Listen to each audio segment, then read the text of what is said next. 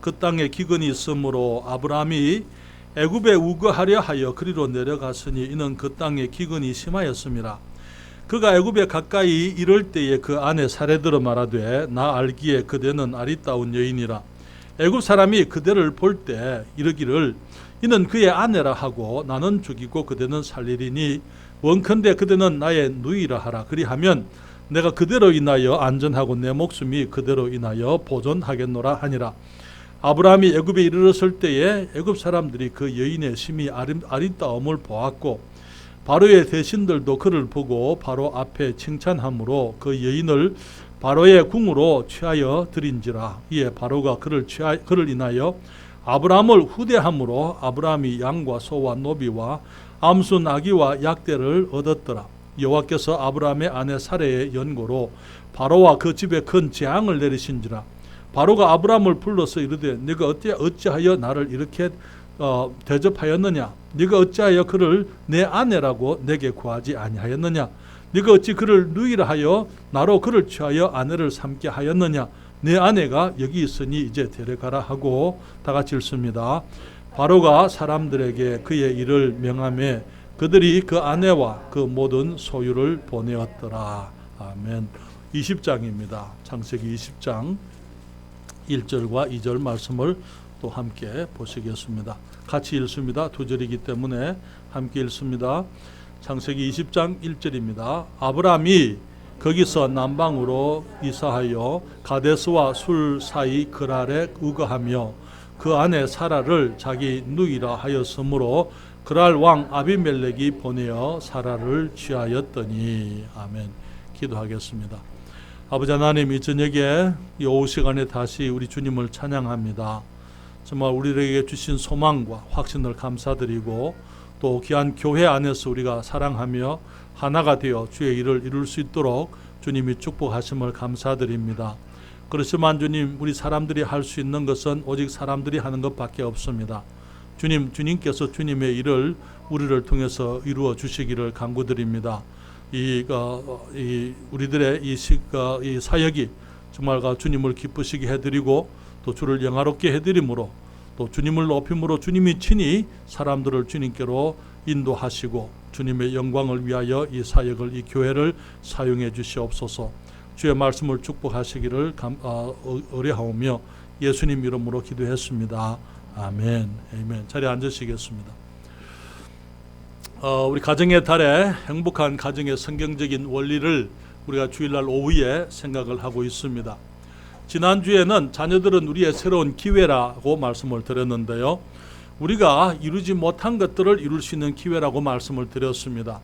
때로는 우리가 원했지만은 이루지 못한 일들을 우리가 자녀들을 통해서 그 일을 이룰 수 있다 하는 그 사실을 우리들이 다윗의 삶을 예를 들어서 다윗이 하나님의 성전을 짓고자 했지만은 그러나 그 성전을 짓는 것은 다윗에게 허락되지 않았기 때문에 이제 결국은 그는 짓지를 못했지만 이 솔로몬을 통해서 그가 원했던 그 사역을 이루게 되는 것을 우리가 함께 생각을 했습니다.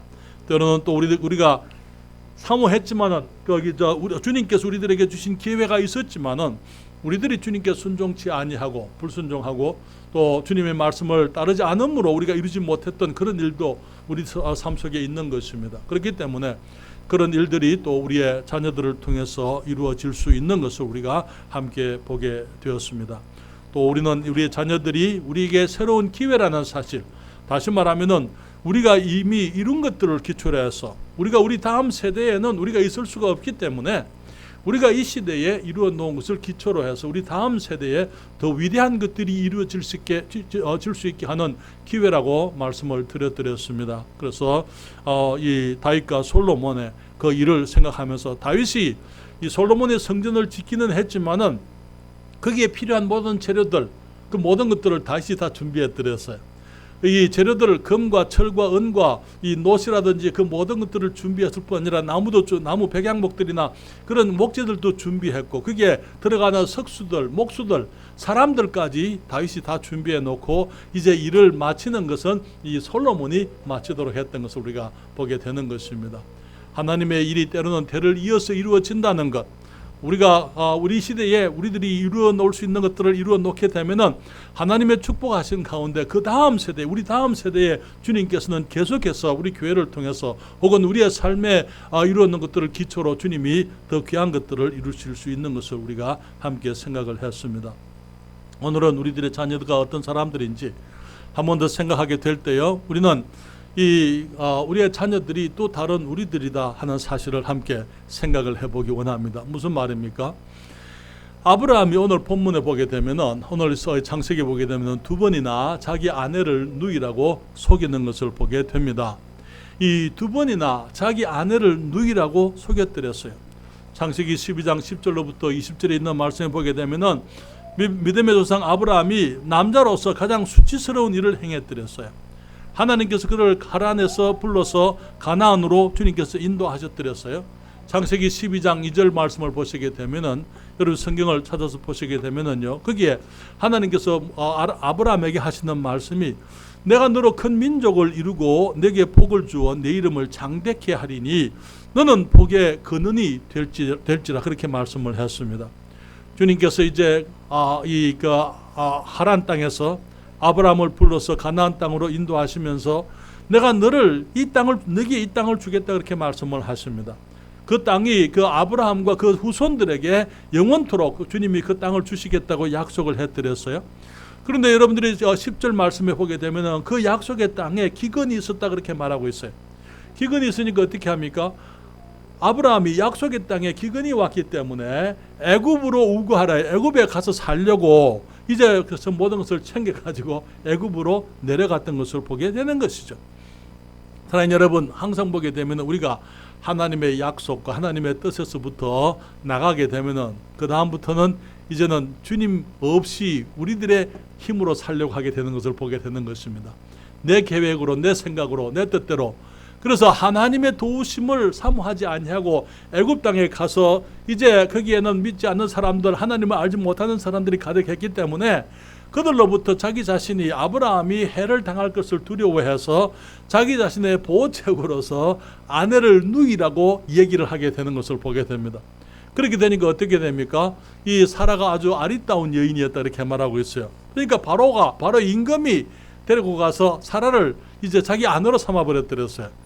세상에 그런 비참한 일이, 그래서 남자로서는 가장 수치스러운 그런 일들, 아마 사라가 그랬을 거예요. 이런 남자를 믿고 사느니 차라리 바로에게 가서 살자 그렇게 했는지 모르겠어요. 바로에게 시집을 가서 거기서 있으니까 하나님이 개입을 하신 거예요. 그렇게 되니까 이제 이 아브라함은 하나님의 사람이, 믿음의 조상, 우리가 지금 얘기하고 있는 이 복된 사람이 이 이방 임금으로부터 책망을 받고 부끄러운 모습으로 그가 이제 다시 돌아오게 되는 것을 보게 되는 것입니다. 그러나 여러분, 근데 그것이 한 번만이 아니었더랬어요. 여러분들이 창세기 19장을 읽어보시게 되면은 여기 18장 이후에 하나님께서 이제 이 아브라함이 나이가 99세가 되어서 이제는 내년이면은 아들을 이삭을 주시겠다고 주님이 18장에서 말씀을 하시게 됩니다. 그런데 20장에 와서 아들이 생기기 전에 이제 아비멜렉이라는 이제 사람에게 그랄로 내려가서 아비멜렉에게 가서는 거기서 말하기를, 여기 20장 1절에 아브라함이 거기서 남방으로 이사하여 가데스와 술 사이 그랄에 우거하며 그 다음에 그 아내 사라를 또 자기 누이라고 또 속였어요. 그러므로 그랄 왕 아비멜렉이 보내어 사라를 취하였더니, 여러분 이때 사라가 나이가 몇 살인지 아십니까? 89세예요 지금. 그런데 옛날에는 아마 장수였기 때문에 우리 시대와는 달랐던 것 같아요. 그렇죠? 나이가 89세인데도 여전히 아름다운 여인이. 그러니까 이게 아비멜렉 그랄 왕이 또 데리고 갔습니다. 하나님께서 아브라함에게 내년에 아들을 주시겠다고 약속을 했는데 지금 그 아내를 누이라고 속여가지고 또 다른 왕에게, 다른 남자에게 보내버리는 거예요. 이런 이 비굴한 남자, 정말 그 못난 남자가 누구라고요? 아브라함이었어요. 정말 우리서稱하기를 아브라함 그러면은 정말 믿음이 좋고 인격이 훌륭하고 우리는 그렇게 생각하지 않겠습니까? 그런데 성경 보게 되면은 하나님이 쓰시는 사람들이 보면은 다 그렇고 그런 사람이었어요. 그렇지만은 하나님께서 그들을 축복해서 특별한 사람들로 만드시는 것을 보게 되는 것입니다. 그런데 재미있는 것은요, 그 아들 이삭도 마찬가지였어요. 여러분 창세기 26장으로 갈까요? 창세기 26장에 보게 되면은 거기에 1절부터 7절입니다. 창세기 26장 1절로부터 7절에 성경이 말합니다. 아브라함 때에 첫 흉년이 들었더니 그 땅에 또 흉년이 들매 이삭이 그랄로 가서 블레셋 왕 아비멜렉에게 이르렀더니 여호와께서 이삭에게 나타나 가라사대 애굽으로 내려가지 말고 내가 네게 지시하는 땅에 거하라. 이 땅에 유하면 내가 너와 함께 있어 네게 복을 주고 내가 이 모든 땅을 너와 네 자손에게 주리라. 내가 네 아비 아브라함에게 맹세한 것을 이루어 네 자손을 하늘의 별과 같이 번성케 하며 이 모든 땅을 네 자손에게 주리니 네 자손을 인하여 천하 만민이 복을 받으리라. 이는 아브라함이 내 말을 순종하고 내 명령과 내 계명과 내 율례와 내 법도를 지켰음이니라 하시니라. 6절입니다. 이삭이 그랄에 거하였더니 그곳 사람들이 그 아내를 물으니 그가 말하기를 그는 나의 뭐라고요? 누이라 하였으니 리브가는 보기에 아리따움으로 그곳 백성이 리브가로 인하여 자기를 죽일까 하여 그는 나의 아내라 하기를 두려워함이었더라. 여러분,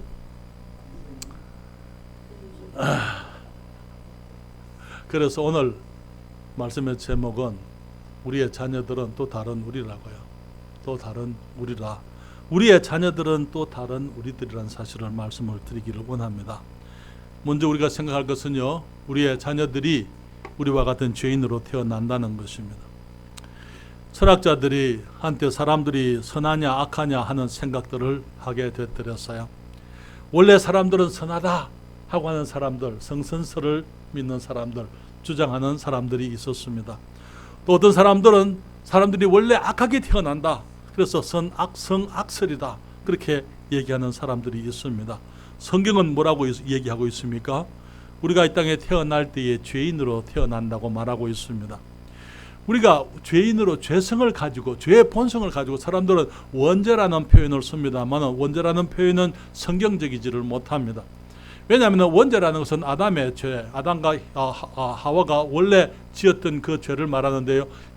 주님께서 우리가 죄인 된 것이 아담과 하와의 죄 때문에 됐지만은 그러나 그 죄로 인해서 모든 사람들이 가지고 태어나는 죄의 성품을 얘기하는 거예요.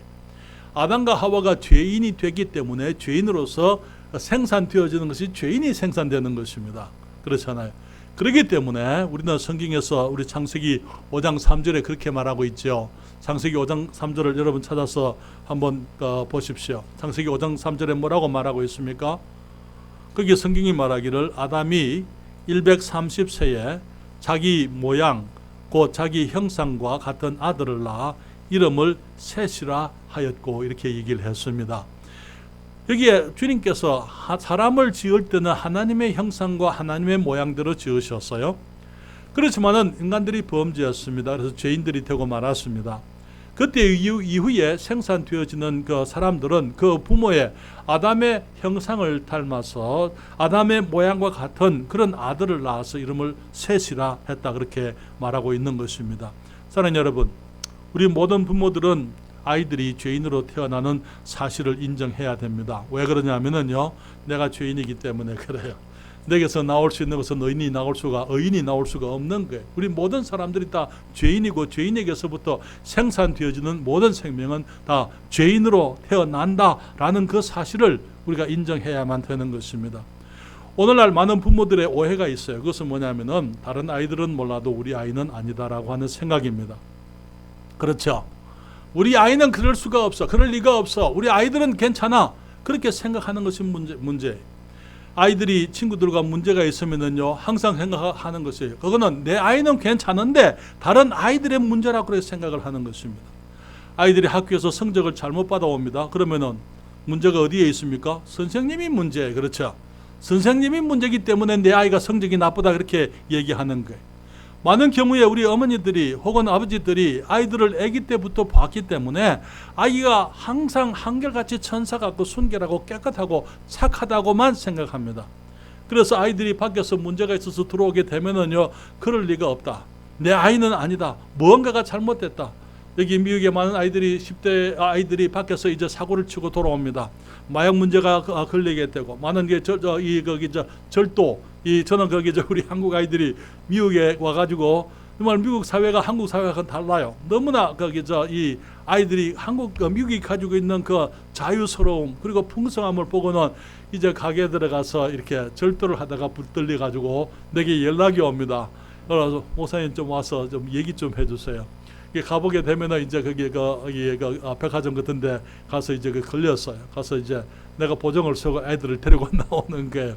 처음에 영어도 잘 못하고 아이들이 미국이라는 사회가 정말 신기롭고 또 이제 호기심도 많고 그리고 볼 것들이 참 많아요. 탐스러운 것들이 너무 많은 거예요. 그런데 그 소식을 부모님들이 들으면요, 우리 아이들은 그런 일 안 해요. 우리 아이들은 그럴 리가 없다는 거예요. 마약 문제로 경찰서에 연락 옵니다. 우리 아이가 나빠서 그런 게 아니고 친구들이 나빠서 그런 것이고 다른 사람의 잘못이고 절대로 우리 아이들은 그럴 수가 없다. 그렇게 생각을 하는 것입니다. 사랑하는 여러분, 우리가 기억해야 될 것은요, 우리 아이들도 우리와 마찬가지라는 거예요.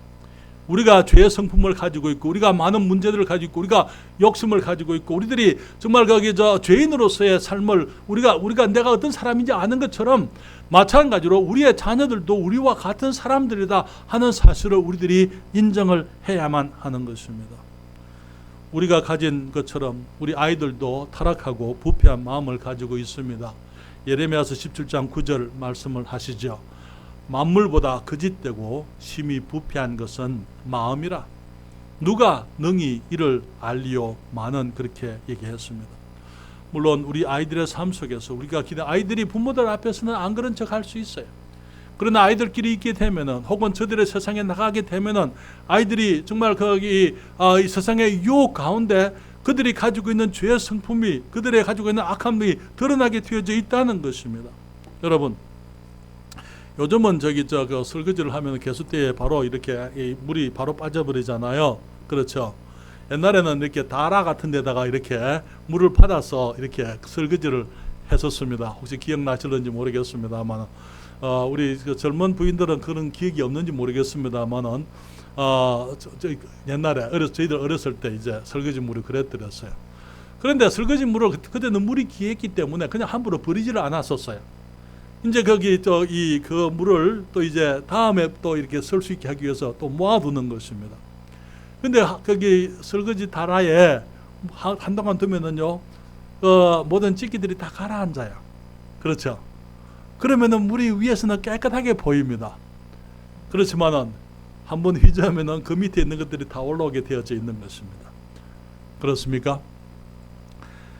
잠잠할 때 아이들이 순결해 보이지만은 우리는 아이들이 사회에 나가게 되고 아이들이 친구들과 어울리게 되고 학교에 가게 되고 아이들이 정말 아이들만의 그 삶 속에 들어가게 되면은 아이들 속에 있는 온갖 것들이 다 그대로 드러나게 된다는 것, 거기 다 나타나게 되어져 있다는 것, 우리들이 그것을 이해를 해야만 되는 것입니다.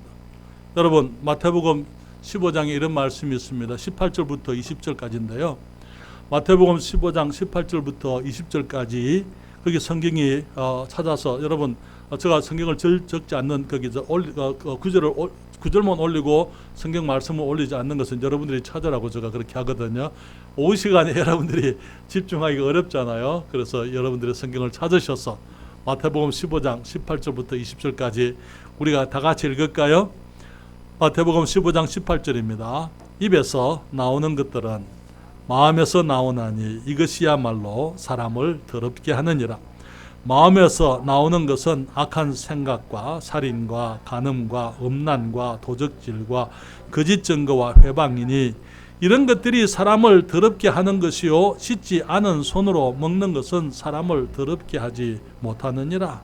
사람들이 거기 손을 씻지 않고 음식 먹기 때문에 더럽다, 부정하다 그렇게 얘기를 하니까 예수님 말씀하시기를 사람이 더러운 손으로 먹는 그것이 사람을 더럽게 하는 것이 아니고 사람에서 안에서부터 마음에서부터 나오는 것이 사람을 더럽게 하는 것이다. 우리 안에 있는 것 정말 이기심이나 질투심이나 미움이나 다툼이나 거짓됨이 있습니다. 아이들이 커가면서 악한 생각들하고 살인하고 간음하고 음란하고 도적질하고 거짓 증거와 협박이 나오게 되는 것입니다. 여러분, 많은 경우에 우리가 그렇게 얘기해요. 아직까지 어리니까. 애기니까 그럴 수 있어. 어리니까 그럴 수 있어. 그래요. 어린아이들은 어린아이의 죄를 짓습니다. 어른이 되면은요, 어린아이의 죄를 짓지 않겠지만 어른의 죄를 짓는 거예요. 왜 그렇습니까?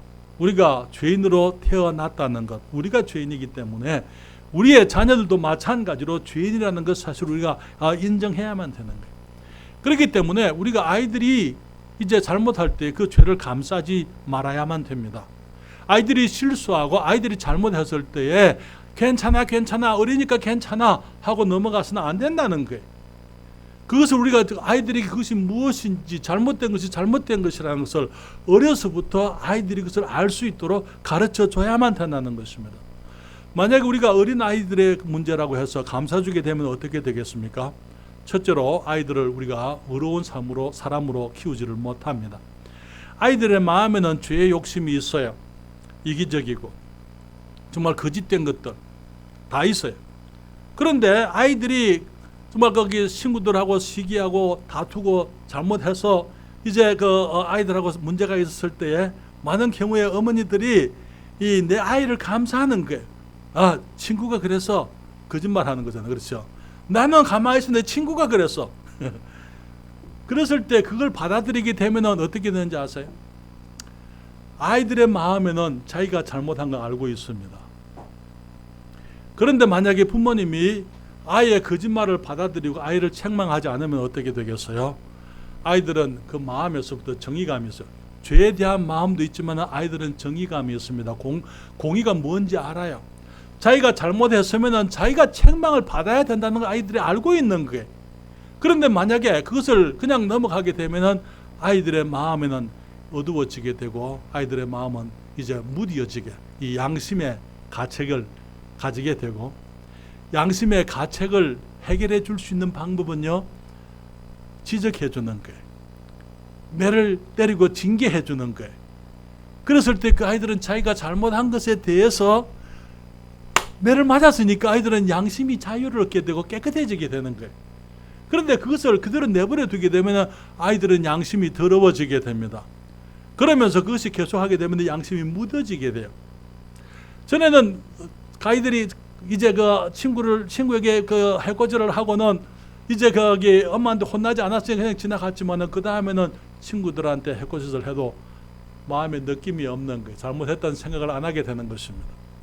그러면서는 아예 나중에는요, 그것에 대해서 양심이 이제 무디어져서 느끼지를 못하게 되는 거예요. 어떻게 될까요? 그러면은 그 아이는 삐뚤어진 인격을 가지게 되는 것입니다. 그 성경에 주님께서 말씀하시기를 우리가 아이들을 사랑하기 때문에 아이들에게 잘못했을 때에 징계를 해주라고 주님이 그렇게 말하고 있는 것을 보게 됩니다. 여러분, 어떤 부모들은 그렇게 얘기합니다. 너무나 내가 내 아이들을 사랑하니까 나는 때리지 못합니다. 나는 아이들에게 매를 때리지 못합니다. 여러분, 사랑하니까 매를 때려야 되는 것입니다. 그렇잖아요? 사랑하니까 매를 때려야 되는 게, 아이들이 자기가 잘못하고 거짓말 했을 때 자기가 잘못한 줄 알고 있어요. 그런데 그 잘못한 것을 알고 있는데 엄마가 덮어버리게 되면은 아이들은 이제 그때부터 이제 공의감이 사라지게 된다는 것, 우리가 그것을 기억해야만 되는 것입니다. 그래서 우리 잠언 13장 24절에 그렇게 말씀을 하고, 잠언 13장 23절인가 24절인가 제가 잠언 성경 찾으십시다. 잠언 13장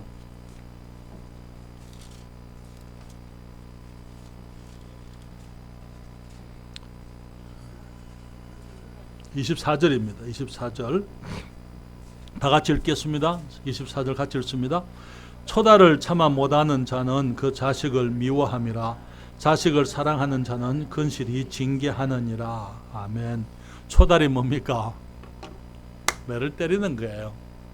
여러분, 매를 때리는 거다. 매를 때리는, 오늘날 많은 사람들이 아이들을 징계하는 것이 잘못하는 것인 것처럼 그렇게 얘기하는데요. 우리가 그 아이들의 징계를 잘못하기 때문에 잘못한 것입니다. 많은 경우에 부모들이 제대로 징계를 하지 않고 정말 아이들을 진짜 폭력을 사용하는 거예요. 매가 폭력이 아닙니다. 매를 때리는 것이 폭력이 아니에요. 폭력이라는 것은 감정이 개입되고 아이를 해치겠다 그 말이에요. 그런 것이 그 폭력이에요. 그러나 아이의 유익을 위해서 우리가 아이들에게 매를 때리는 것은 사랑의 매이기 때문에 거기에다 항상 자제함이 있어요. 여러분 혹시 거기 기억하실런지 저는 이제 가물가물 기억합니다만은 우리가 이제 아이를 때로는 거기 매를 때린 적이 있거든요. 한두 번이 아닙니다. 그런데 매를 때릴 때는 어떻게 때립니까? 그냥 화가 나가지고 우르락 얼그락 푸르락 불그락 그렇게 해서 매를 때리는 게 아니잖아요. 그렇죠? 매를 때릴 때는 풀어놔 놓고 매를 때릴 때도 내 손에 매를 가지고는 시작은 힘껏 하지만은 가서는 살짝 때리는 게 아이가 맞을 때는 내 힘이 빠져버리는 거예요. 그렇죠? 왜? 아이를 사랑하니까 매를 때리는 것입니다. 그렇지만 내 분풀이로 하는 게 아니에요. 정말 아이를 위해서 이제 그 일을, 그러니까 내가 무엇 때문에 아이에게 매를 때리느냐? 아이를 위해서 하는 것이냐? 아니면 내가 화가 나서 하는 것이냐? 내가 사람들 앞에서 내가 자존심이 구겨지게 되고 내가 실망해서 하는 것인지 우리가 그런 것들을 생각해 봐야 돼요. 아이들을 위해서 처달하는 것은 우리가 처달을 참아 못하는 자는 그 자식을 미워함이라. 사랑하기 때문에 못 때린다? 아니에요. 사랑하기 때문에 때려야만 하는 것입니다. 자식을 사랑하는 자는 근실이 징계하느니라. 근실이라는 그 말은요, 내 기분 따라 징계하는 건 아니고 기분이 좋아도 매를 때려야 되고 기분이 나빠도 매를 때려야 되고 원리가 있으면 원리를 따라서 그렇게 해야 된다 그 말인 것입니다. 잠언 22장 15절 말씀을 보실까요? 잠언 22장 15절입니다. 거기에 성경은 뭐라고 말하고 있습니까? 다 같이 읽겠습니다. 잠언 22장 15절. 아이의 마음에는 미련하는 것이 얽혔으나 징계하는 채찍이 이를 멀리 쫓아내리라. 아이들이 정말 때로는 미련해가지고 이것인지 저것인지 잘 모를 때 있어요. 그런 아이들이 분별할 수 있도록 하기 위해서는 채찍을 때려서 아이들이 분별할 수 있도록 그렇게 가르치라고 주님이 말씀을 하고 있는 것입니다. 잠언 23장 13절과 14절을 찾아보십니다. 잠언 23장 13절과 14절에 같이 읽습니다. 아이를 훈계하지 아니치 말라. 채찍으로 그를 때릴지라도 죽지 아니하리라. 그를 채찍으로 때리면 그 영혼을 엄부에서 구원하리라. 그렇습니다. 우리가 그 애들을 죽으라고 때리지 않잖아요. 그렇잖아요. 우리가 아이들을 거기에게 해치기 위해서 하는 게 아니에요. 아이들을 세워주기 위해서 하는데 매를 때리게 되면 그 영혼을 엄부에서부터 지옥에서부터 건진다고 그렇게 주님이 말씀을 하고 있는 것입니다. 그래서 우리들이 정말 우리가 아이들을 징계하지 않으면은 아이들이 양심이 무뎌지게 될 것이고 분별력을 잃게 될 것이고 그리고 이제 비뚤어진 인격을 가지게 되는 것입니다. 그리고 이제 비뚤어진 어렸을 때 비뚤어진 인격은 나중에 바로잡기 힘들어요. 그렇잖아요. 물론 하나님께서 역사하시게 되면 말씀 안에서 새롭게 될 수가 있습니다만은 할 수 있는 대로 어려서부터 우리가 그 인격을 제대로 자라갈 수 있도록 그렇게 해줘야만 되는 것이죠. 그런 아이들은요 이기적으로 자라게 됩니다. 그래서 다른 사람들과 어울리지를 못하게 되는 것을 보게 됩니다. 여러분 요즘 학교에 가면은 문제가 하나가 뭐냐 왕따 문제입니다. 따한다 그러죠. 따한다 따돌린다 그 말이죠. 그렇죠? 아이들 따돌리는데 그런데 문제는 우리가 아이들을 기를 때에 다른 아이들과 어울릴 수 있는 아이들을 길러야만 되는 것입니다. 때로는 어떤 아이들이 다른 아이들과 어울리지 못해서 스스로 자기를 고립시키는 아이들이 있어요. 그리고는 마치 다른 사람이 문제인 것처럼 그렇게 얘기를 합니다. 여러분, 우리가 모든 책임이 다른 사람에게 있는 게 아니에요. 우리가 왕따하는 그 일이 있어서는 안 되지만은 그러나 때로는 어쩌면 그 원인이 자기에게 있을 수가 있다는 것이죠. 그걸 우리가 인정해 줘야 되는 것입니다. 그래서 스스로가 자기를 고립시키고 다른 사람들과 어울리지 못하고 자기 고집대로 하고 자기 욕심대로 하고 정말 다른 사람들과 타협할 줄 모르고 어울릴 줄을 모르는 그런 사람들을 우리가 그렇게 키워서는 안 되는 것입니다. 그렇잖아요. 어렸을 때 아이들이 자기 고집대로 하지 않고 정말 원리대로 말씀대로 친구들과 함께 다른 사람들을 어울릴 수 있는 그런 사람으로 기르기 위해서는 아이들이 고집을 피우고 자기 것을 주장하게 될 때 그것이 아니라는 것을 아이들에게 가르칠 수 있어야만 되는 것이죠. 그래서 다른 아이들의 내가 내 부족함을 내가 인정하게 되면 다른 사람들의 부족함을 용납하게 되어져 있어요. 내가 나도 부족한 것을 아이들이 어려서부터 알면서 그렇게 크도록 해줘야만 되는 것입니다. 여러분은 크실 때에 부모님에게 매를 맞았습니까? 안 맞았습니까? 혹시 나는 한 번도 우리 부모님에게서 매를 맞지 않은 사람 안 왔습니다. 그런 분이 혹시 계세요? 둘 중 하나예요. 여러분이 완전하든지 아니면 부모님이 여러분을 사랑을 안 하든지. 그렇죠. 내가 어렸을 때부터 한 번도 우리 부모님이 나를 때리지 않았습니다 라고 얘기하는 사람들은 불행한 사람이에요. 너무나 많은 사람들이 어머니 내가 어렸을 때 나를 혼내주셔서 고맙습니다. 저도 마찬가지예요. 여러분이 저를 어떻게 보시는지 모르겠지만 저도 어머니한테 많이 맞고 자랐습니다. 장난이 심했거든요. 그런데 지금 생각해 보게 되면은 얼마나 힘들었을까 어머니가. 제가 덩치도 작지도 않은데 그 덩치 큰 아이를 혼을 내려니까 엄마가 얼마나 힘들었을까. 감사하는 거예요. 나를 바로 기르시려고 어머니가 애를 많이 쓰셨구나. 사랑하는 여러분, 우리가 기억해야 될 것은 우리의 자녀들이 우리와 마찬가지로 우리가 죄인인 것처럼 우리의 아이들도 죄인이다 하는 사실을 우리가 알아야만 돼요. 천사들이 아니에요. 천사들이 아니에요. 왜 대답들 안 합니까? 동의 안 하시는 거예요? 내가 죄인이고 우리 아이들도 마찬가지로 죄인이라는 것입니다. 두 번째로 우리가 생각할 수 있는 것은 우리 아이들은 우리의 삶을 보고 배운다는 것입니다. 여러분, 아브라함이 아내를 사라를 누이라고 두 번이나 그가 거짓말을 했는데 그때 이삭은 어디 있었습니까? 이삭이 그것을 봤습니까? 안 봤습니까? 못 봤어요. 왜? 아직 이삭은 태어나지도 않았어요. 그렇잖아요. 아직 이삭이 태어나지도 않은 것이기 때문에 아버지를 모방한 거 아니에요. 아버지가 잘못하는 것을 보고 그것을 따라한 것이 아니라 그 말이에요. 이삭 안에 아브라함의 못난 것, 그것을 유전적으로, 주사위 말하면 유전적으로 그것을 가지고 있는 것입니다. 왜? 우리가 죄인이니까. 죄가 유전되는 것 아닙니까?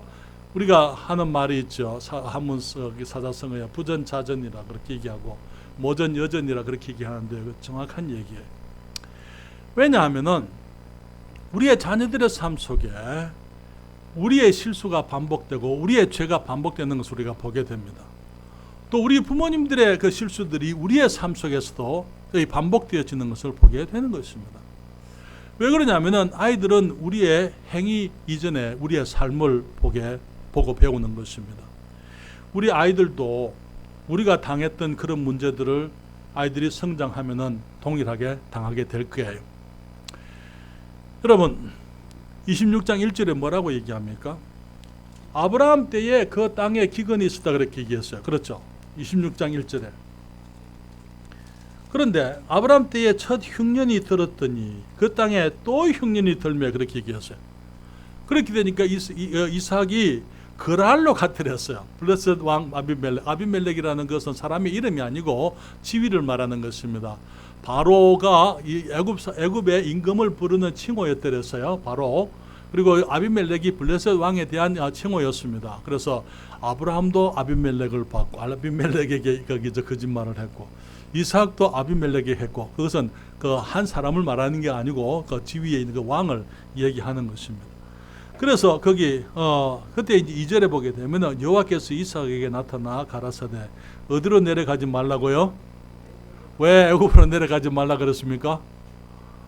아브라함은 애굽으로 도망쳤어요. 그렇죠? 너는 그렇게 하지 마. 하나님이 그렇게 얘기했습니다. 이 땅에 거하라 그렇게 말씀을 했어요. 그래서 이제 이삭이 하나님의 말씀을 듣고 그랄 땅에 있는데 거기에서 역시 마찬가지로 리브가가 보기에 아름다운 여성이기 때문에 그것 백성이 리브가로 인하여 자기를 죽일까 하여 그 아내를 리브가를 누이라고 그렇게 거짓말하는 것을 보게 되는 것입니다. 여러분, 같은 문제가 생겼을 때에 같은 반응을 하는 것을 보게 되는 것입니다. 같은 행동을 하는 것을 보게 되는 이유는요. 아버지의 인격에서부터 행위를 배우는 것이 아니고 그 삶의 가치관과 거기 인격을 배우기 때문인 것입니다. 많은 부모님들이 아이들에게 얘기하죠. 나는 그렇게 했지만은 너희들은 그렇게 하지 말라. 그렇죠. 그러나 그 일들이 자녀들의 삶에 반복되어지는 것을 보게 됩니다. 뿐만 아니라 많은 경우에 자녀들이 우리 아버지처럼 내가 살지 않을 거야. 그렇게 이야기하면서도 마찬가지로 그와 같은 삶의 모습을 살아가는 것을 보게 되는 것입니다. 왜 그렇습니까? 그것은 아버지의 삶, 부모님의 삶을 통해서 그 인격을 배우기 때문에 그래요. 행위를 배우는 게 아니고 그 인격을 배웠기 때문에 같은 이 자극과 같은 유혹에 대해서 같은 반응을, 같은 행동을 하게 되는 것을 보게 되는 것이죠.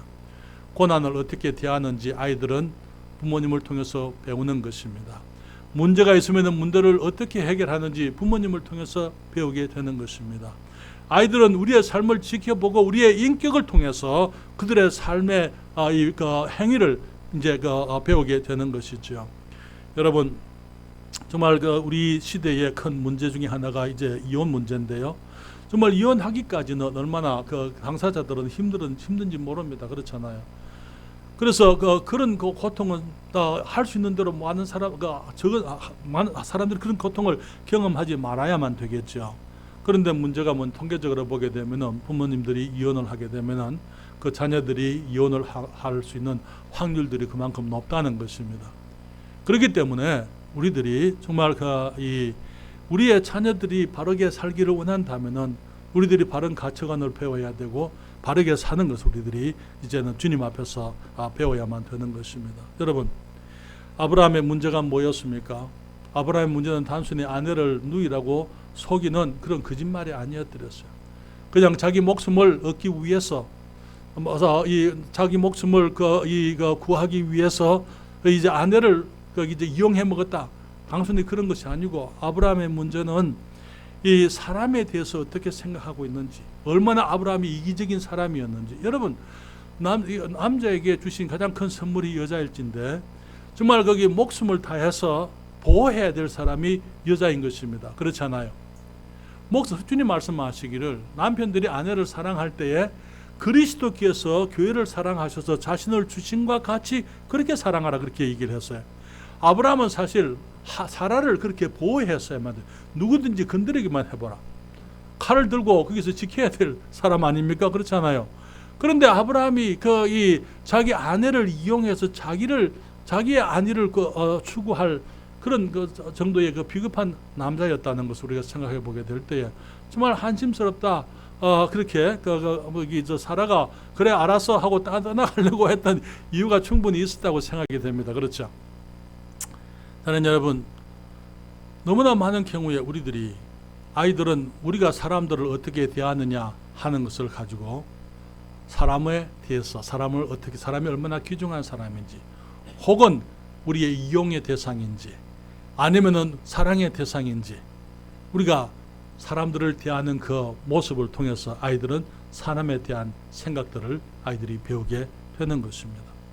아브라함의 문제는 사람을 귀하게 여기지 않는 문제였고요. 이기적인 사람이었고, 아브라함의 문제는 불신의 문제였습니다.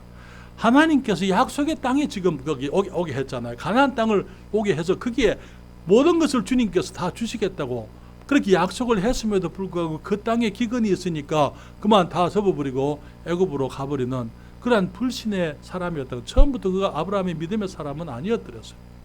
믿음이 있었지만 그 믿음이 정말 환난 가운데 약속의 땅에 있는 불신에도 불구하고 거기에서 남아서 주님을 기다릴 만한 그런 믿음이 되지를 못했더랬어요.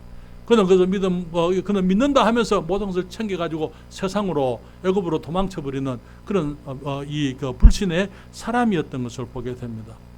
마찬가지로 우리가 20장에 보게 되면 거기에서 아내를 그랄 땅에서 누이라고 두 번째 속일 때도 그때도 마찬가지예요.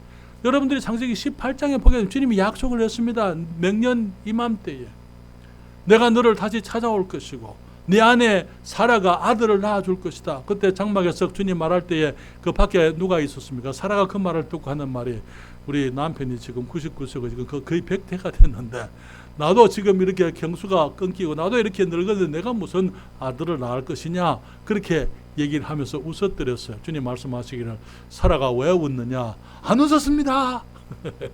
네가 웃었느니라. 그리고 주님 말씀하시기를 아들을 낳으면 이름을 이삭이라고 해라. 이삭, 웃음. 네가 웃었잖아. 그래서 이삭이라 그렇게 주님이 말씀했잖아요. 그런데 20장에 와서 아내를 누이라고 해서 아비멜렉이 데려가도록 만드는 것을 보게 되는 것입니다. 사랑하는 여러분, 그러한 불신과 비겁함이 그대로 이삭에게도 나타났던 것을 우리가 함께 보는 것입니다. 사랑하는 여러분, 우리가 배워야 될 것이 뭡니까? 우리의 실수와 아픔이 자녀들에게 대물림하지 않도록 해야만 된다는 사실입니다. 에베소서 6장 4절에 주님 말씀하셨어요. 또 아비들아, 너희 자녀를 노엽게 하지 말고 오직 주의 교양과 훈계로 양육하라, 그렇게 얘기했어요. 우리가 아이들에게 주님의 말씀과 주님의 교훈으로 우리가 아이들을 양육해야만 되는 것입니다. 우리가 어떻게 할 수 있습니까? 아이들이 스스로 자신이 죄인인 것을 알게 해줘야만 되는 것입니다. 우리의 문제가 우리 안에 있는 죄성임을 알게, 나는 마치 우리 아이들은 괜찮아 문제가 없어, 그렇게 가르쳐서는 안 되는 거예요. 우리가 아이들에게도 마찬가지로 욕심도 있고 시기심도 있고 질투도 있고, 아이들이 정말 친절하지 못하고 주님 이 사람들이, 모든 사람들이 가지고 있는 그런 문제들이 자기들에게도 있다는 그 사실을 어머니들이, 아버지들이 어려서부터 그것을 가르쳐 줘야만 되는 것입니다. 그래서 아이들이 나는 나쁜 사람인가 봐, 그렇게 생각을 하게 하지 말고, 네가 착한 사람이라 하더라도 네 안에 있는 죄성이 있기 때문에, 네가 욕심이 있고 네가 이기적이고 그런 것들이 있기 때문에 네가 그런 것이기 때문에 이제 그것을 하나님 앞에 인정해야 된다. 네가 그것을 죄로 보고 죄인인 것을 아이들이 인정하도록 가르쳐야만 되는 거예요. 그리고 스스로 내가 죄인이기 때문에 나는 못됐다가 아니고 정말 하나님 앞에 용서를 구하고 주님의 도움을 구할 수 있도록 그렇게 아이들을 가르쳐 줘야만 되는 것입니다. 죄를 지었을 때에 여러분, 정직하게 죄를 지었습니다라고 얘기할 수 있는 것, 그것이 우리로 하여금 죄를 이기게 만들어줍니다. 괜찮아, 뭐 살다 보면 그럴 수도 있어, 애들과 어울리다 보면 그럴 수도 있어, 그렇게 하면은 아이들은 거기서 더 벗어나지를 못해요. 네가 그랬니? 그렇게 하면 안 됐는데 네가 잘못했구나. 그거 하나님께 우리가 용서를 구하자. 네가 친구한테 잘못해서 그럼 친구한테 네가 잘못했다고 얘기해. 아이들이 그 죄로 인정해야 되는 거예요. 성경에 뭐라고 말씀하십니까? 요한일서 1장 9절, 우리가 잘 알고 있는 말씀. 우리 거기 제자훈련 하신 분들은 이거 다 알고 있어요. 요한일서 1장 9절에 뭐라고 말하고 있어요? 만일 우리가 우리 죄를 자백하면 저는 미쁘시고 의로사 우리 죄를 사하시며 모든 불의에서 우리를 깨끗게 하실 것이요. 뭐 그것 가지고, 뭐 그런 것을 가지고 그렇게 하면은 벗어날 수가 없어요. 아이들이 잘못할 때 그래 네가 잘못했구나, 우리가 하나님께 잘못했다고 말씀드리자. 그리고 하나님께 우리가 도움을 구하자. 네가 다시는 그렇게 하지 않도록 하나님께 도움을 구하자. 어렸을 때부터 아이들이 죄로 인정하고 주님께 고백할 수 있도록 그렇게 가르쳐야만 되는 것입니다. 덮어주고 감추어주게 되면 아이가 해방될 수가 없어요. 아이들이 해방된 삶, 죄의식으로부터 자유를 얻게 할 수 있는 삶은 인정하게 하고 고백하게 함으로 아이들이 죄의식에서부터 벗어나게 할 수 있는 것입니다. 그래서 그 아이들이 그래 하나님 앞에 내가 거기 죄 있는 것을 인정하고 말씀드렸기 때문에 주님이 예수님 안에서 나를 용서해 주셨다 하는 그 사실을 아이들이 알게 해야만 하는 것입니다. 그래서 아이들이 잘못할 때는 때로는 우리가 자백과 함께 그 채찍이 함께 가야 되고 또 진리와 사랑이 함께 가야만 되는 것입니다. 그렇게 해서 아이들이 정말 거기 정직할 수 있도록 그리고 바르게 하나님 앞에 자기 자신을 볼 수 있도록 해줘야만 하는 것입니다. 그리고 아이들이 성경을 통해서 하나님의 사랑을 일찍부터 알게 해야만 되는 것입니다. 여러분, 디모데후서 3장 15절부터 17절까지 성경을 펴십시오. 디모데후서 3장 15절부터 17절까지 성경을 펴시고 주님 말씀을 같이 읽습니다. 디모데후서 3장 15절부터 17절까지 다 찾으셨습니까? 디모데후서 3장 15절부터 17절까지 같이 읽습니다. 또 내가 어려서부터 성경을 알았나니 성경은 능히 너로 하여금 그리스도 예수 안에 있는 믿음으로 말미암아 구원에 이르는 지혜가 있게 하느니라. 모든 성경은 하나님의 감동으로 된 것으로 교훈과 책망과 바르게 함과 의로 교육하기에 유익하니 이는 하나님의 사람으로 온전케 하며 모든 선한 일을 행하기에 온전케 하려 함이니라. 아멘. 어려서부터 디모데가 뭘 알았습니까? 성경을 알았어요. 그러니까 그 성경이 능히 너로 하여금 그리스도 예수 안에 있는 믿음으로 말미암아 구원에 이르는 지혜가 있게 한다. 여러분, 어린 아이들이 어려서부터 구원을 받게 하려면요, 자신이 죄인인 것을 알아야 예수님을 영접하게 되어져 있는 것입니다. 그렇잖아요. 스스로 내가 그렇구나, 내가 죄인이구나, 난 구원이 필요한 사람이구나, 그것을 인정할 때에 예수님을 믿으려고 할 것이고 죄의 용서를 구하게 되어져 있는 것입니다. 그래서 어렸을 때부터 아이들에게 성경을 가르쳐야만 되는 것입니다. 성경의 교훈을 받아서 교훈과 책망과 바르게 함과 의로 교육하기에 유익하니, 교훈, 어떻게 살아야 되는지, 어떤 길을 가야 되는지 성경이 가르쳐주고 있는데, 책망은 벗어났기 때문에 책망하는 거예요. 그렇죠? 그 다음에 바르게 교육하는데 돌아오도록 만들어주는 거예요. 바른 길로 돌아오게 만들고, 그리고 그 길에서부터 벗어나지 않게 해주는 것, 그게 성경이 그렇게 우리를 인도하게 되는 것입니다. 그렇게 되니까 어떻게 됩니까? 이는 하나님의 사람으로 온전케 하며, 그 말은 성숙된 것을 말하는 것입니다. 이 성장해 가는 것. 어린 아이들이 어릴 때는 이제 실수할 수 있지만, 그러나 하나님의 말씀을 통해서 성숙한 인격의 사람이 되는 것을 말하는 것이고, 그 다음에 모든 선한 일을 행하기에 온전케, 말은 하나님께서 쓰시기에 합당하게 모든 것이 잘 갖추어진, 골고루 갖추어진 인격의 사람이 되게 한다. 그렇게 말씀을 하고 있는 것입니다. 그래서 우리가 어렸을 때부터 아이들에게 정말 자신이 죄인인 것을 알게 하고, 아이들이 잘못한 것을 우리가 부모들이 지적을 해주고, 예수님 안에 참된 용서가 있는 것을 가르쳐 주게 될 때에 우리 아이들은 온전한 인격을 가지고 성장하게 되는 거예요. 그러면서 우리가 그리스도 안에서 우리가 사랑하는 것을 가르쳐 줘야만 됩니다. 사랑하는 여러분, 우리가 하나님이 우리를 사랑하시는 것을 아이들이 알게 하고 그것을 기뻐할 수 있도록 해줘야만 되는 것입니다. 하나님이 나를 내 모습 그대로, 내가 부족하고 연약하지만 어리지만 하나님이 나를 사랑하신다 하는 것에 대한 분명한 확신 속에서 아이들이 밝고 깨끗하게 우리가 성장하게 될 수가 있는 것입니다. 그래서 우리를 사랑하시는 우리 주님을, 그분을 아이들이 사랑하도록 그렇게 가르치는 것입니다. 찬양과 예배, 섬김과 봉사를 알게 하는 거예요. 그러면서 아이들이, 여러분 저를 잘 보세요. 지금부터 드리는 말씀을 잘 들으십시오. 아이들이 교회 중심으로 자라게 해야만 합니다. 무슨 말인지 아십니까? 여러분, 우리가 아이들이 성장하면은 우리들이 피할 수 없는 한 가지 사실이 있습니다. 그것은 아이들은 성장하면서 점점 부모의 영향에서부터 벗어나게 되어져 있다는 사실입니다. 부모들이 그것을 막으려고 하면 안 돼요. 아이들을, 우리 한국의 부모들의 문제 중에 하나가 과잉보호입니다. 그냥 모든 것을 다 부모들이, 그냥 아이들이 바깥에 못 나가도록 그렇게 막아주고, 또 아이들이 문제가 없도록 다 문제를 더 차단시켜주고, 그래서 아이들을 그냥 붙들어만 놓으려고 하는 그런 부모들이 있는 것을 보게 되는데요. 여러분, 절대로 그렇게 하면 안 돼요. 아이들이 나가게 해야 되는 것입니다. 그러면서 아이들이 나가서는 바른 사람들과 어울리도록 그렇게 인도해 줘야만 되는 거예요.